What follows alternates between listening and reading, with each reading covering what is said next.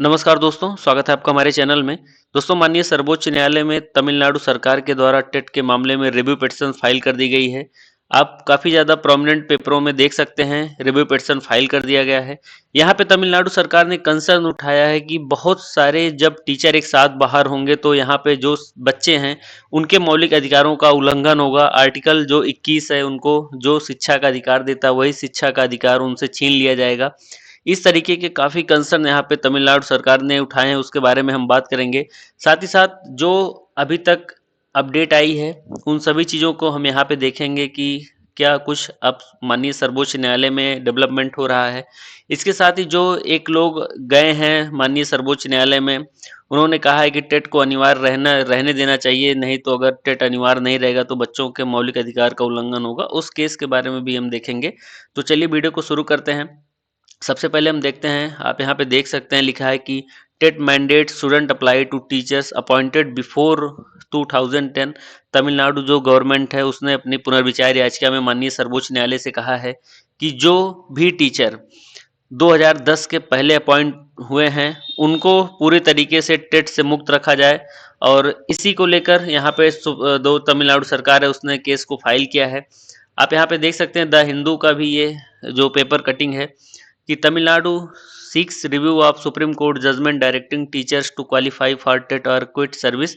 तो यहाँ पे जो तमिलनाडु सरकार है उसने स्पष्ट कर दिया है कि जो भी ये जजमेंट आया है इसको एक बार रिव्यू करना चाहिए। इससे बहुत ज़्यादा जो शिक्षक हैं उससे प्रभावित हो रहे हैं, और जब शिक्षक एक साथ प्रभावित होंगे, एक साथ शिक्षक अगर निकाले जाएंगे तो कहीं ना कहीं जो टीचिंग जो प्रक्रिया है वो बाधित होगी। ये आप देख सकते हैं। ये एक काफ़ी ज़्यादा अच्छी खबर है। यहाँ पे आप देख सकते हैं कि ये भी द हिंदू का ही आर्टिकल है। यहाँ पे आप देख सकते हैं ये द हिंदू का आर्टिकल है। Why is a separate of empty classroom looming explained. यहाँ पे बहुत अच्छा बताया गया है। कल की डेट में आप देख सकते हैं कि बहुत अच्छा आर्टिकल यहाँ पे लिखा गया है कि जो माननीय सर्वोच्च न्यायालय है जिसने टीचरों के ऊपर टेट को अनिवार्य कर दिया है, उसके द्वारा बहुत सारे जो शिक्षक हैं वो अफेक्ट हो रहे हैं।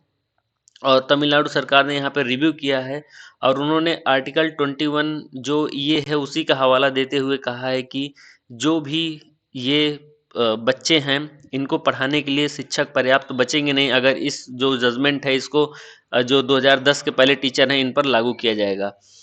तो इन तरीक़ों के चीज़ों के साथ तमिलनाडु सरकार यहाँ पे बहुत ज़्यादा प्रिपरेशन तैयारी करके गई है। और उत्तर प्रदेश सरकार आपको पहले ही मालूम होगा कि वहाँ पे माननीय सर्वोच्च न्यायालय में पहुँच चुकी है। तो रिव्यू पिटिशंस को लेकर ये अब तक की जो अपडेट आई है मैं आपको दिया हूँ। कल के वीडियो में मेरे जाके देख लीजिएगा अभी तक किसने रिव्यू पिटिशंस को फाइल किया है, उसके बारे में मैंने वहाँ पे बताया है। आप यहाँ पे देख सकते हैं आज के न्यूज़पेपर में ये भी था कि 2010 से पहले जो भी नियुक्त शिक्षक हैं उनको राहत मिल सकती है। राहत मिल सकती है नहीं, राहत उनको मिलेगी।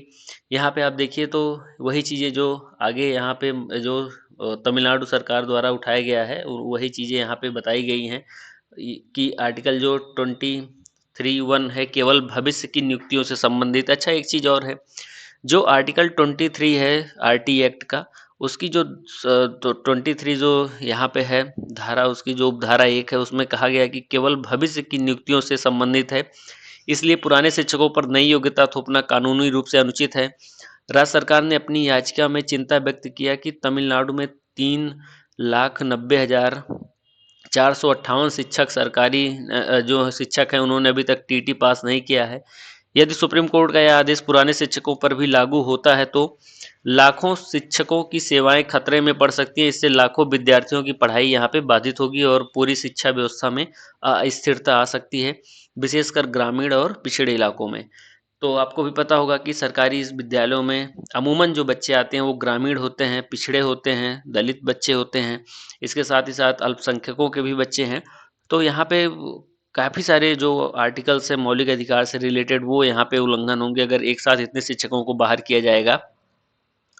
तमिलनाडु सरकार ने कोर्ट से स्पष्टीकरण की मांग करते हुए कहा कि टीटी पास करने की 5 साल की समय सीमा जो है केवल 1 अप्रैल 2010 के बाद नियुक्त शिक्षकों पर ही लागू होनी चाहिए। तो यहाँ पे बहुत अच्छी बात उन्होंने उठाई है कि जो टीटी पास करने की 5 साल की समय सीमा है, उसको केवल 1 अप्रैल 2010 के बाद नियुक्त शिक्षकों पर ही लागू होनी चाहिए। सरकार ने सुझाव दिया है कि पुराने शिक्षकों के लिए in service training, diploma course या ब्रिज प्रोग्राम कोर्स जैसी वैकल्पिक व्यवस्था लागू की जा सकती है, जिससे उनकी नौकरी सुरक्षित रहे और शिक्षा की गुणवत्ता भी बेहतर हो सके। देखिए, यहाँ पे जो मांग की गई है तमिलनाडु के द्वारा, वो बहुत ही ज़्यादा जायज़ मांग है। उन्होंने कहा है कि जो भी सरकारी शिक्षक हैं, सेवारत शिक्षक हैं, हालाँकि उनको पहले से ट्रेनिंग तो काफ़ी सारी मिली है, काफ़ी ट्रेनिंग वो लगातार करते भी रहते हैं।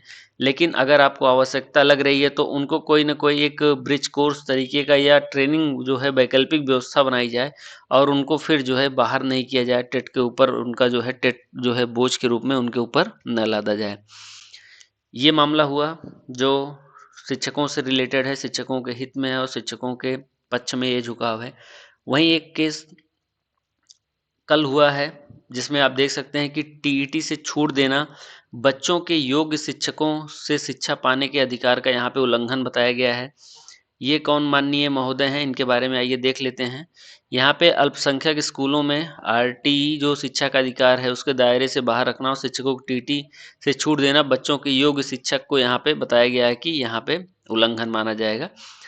जो अल्पसंख्यक स्कूल हैं उनके जो लिए शीर्ष कोर्ट में हस्तक्षेप अर्जी दाखिल कर पक्ष रखने की इजाज़त मांगी गई है। आपको पता होगा कि कोई भी व्यक्ति जिसको लगता है कि इस जजमेंट से मैं अफेक्ट हो सकता हूँ, वो हस्तक्षेप अर्जी माननीय सर्वोच्च न्यायालय या हाई कोर्ट में दायर कर सकता है, एप्लीकेशन लगा सकता है। कोर्ट के ऊपर होता है, वो तय करेगी कि क्या ये व्यक्ति प्रभावित हो रहा है या नहीं, उसका पक्ष सुना जाए या नहीं, ये माननीय जो है न्यायालय तय करती है। और इसमें इनका नाम क्या था? इनका नाम तो यही इसी में है, हाँ, अर्जीकर्ता हैं खेम सिंह भाटी जी हैं। इन्होंने इस मामले में कहा है कि जितने भी शिक्षक हैं सभी को टेट उत्तीर्ण करना अनिवार्य किया जाए।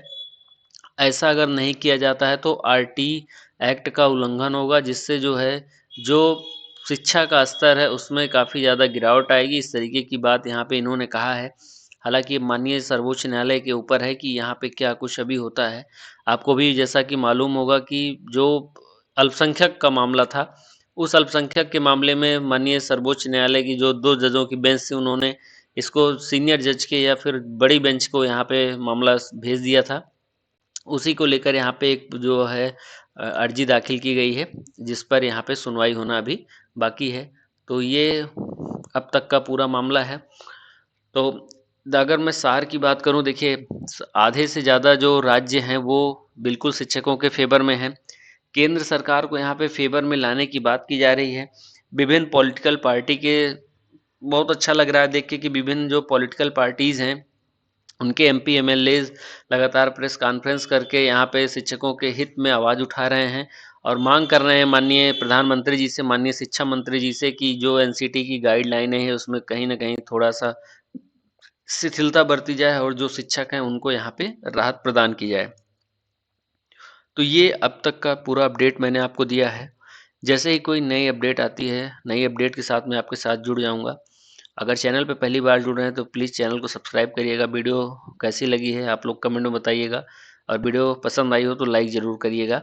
और आप कमेंट सेक्शन में बताइएगा कि क्या किस विषय पर आप जानना चाहते हैं, कि कौन से विषय पे आपके लिए वीडियो लाया जाए, या कौन सा पक्ष अभी तक आप नहीं समझ पाए हैं उसको भी क्लियर करने के लिए आप जो है बोल सकते हैं, उस पर भी यहाँ पे बात की जाएगी। तो यही 2-3 मामले थे, मैंने आपको दिखा दिया। फिलहाल ये खेम सिंह भाटी जी बहुत अधिक निराशा होगी इनको, जो ये पूर्व से नियुक्त शिक्षकों के ऊपर लागू करवाना चाहते हैं, ऐसा नहीं होगा। और ये आप 100% मान के चलिए। अच्छा, बहुत सारे लोग जो पूछ रहे थे, देखिए हो सकता है कि हर राज्यों में अलग-अलग समय पे यहाँ पे लागू किया गया हो, लेकिन 2 पहलू यहाँ पे हैं कि हो सकता है यहाँ पे देखा जाए कि कब केंद्र सरकार ने इसको लागू किया है, आरटी एक्ट को, या फिर राज्य सरकार कब-कब लागू किए हैं। यहाँ पे अगर केंद्र को अगर पक्ष में रख लिया जाएगा तो फिर एक ही डेट होगी। हालाँकि जो आरटी एक्ट है इसका जो है यहाँ पे अलग-अलग राज्यों ने अलग-अलग समय में इसको अपने यहाँ लागू किया, टेट वगैरह। तो अब देखना होगा कि वो अलग-अलग राज्यों के हिसाब से रिलीफ मिलती है या फिर कोई एक पर्टिकुलर डेट को यहाँ पे मानकर रिलीफ प्रदान की जाएगी। ये अब चीज़ें जो है देखनी होंगी। जो रिव्यू पिटिशंस है, हो सकता है उससे बहुत अधिक उम्मीद ना हो, लेकिन जो उसके बाद जो तमाम सरकार के द्वारा यहाँ पे उठाए जाएंगे कदम, यहाँ पे उससे पूर्ण रूप से आपको रिलीफ मिलने के आसार हैं। तो बस इतना ही वीडियो में है, मिलते हैं नेक्स्ट वीडियो में, तब तक के लिए बहुत बहुत धन्यवाद।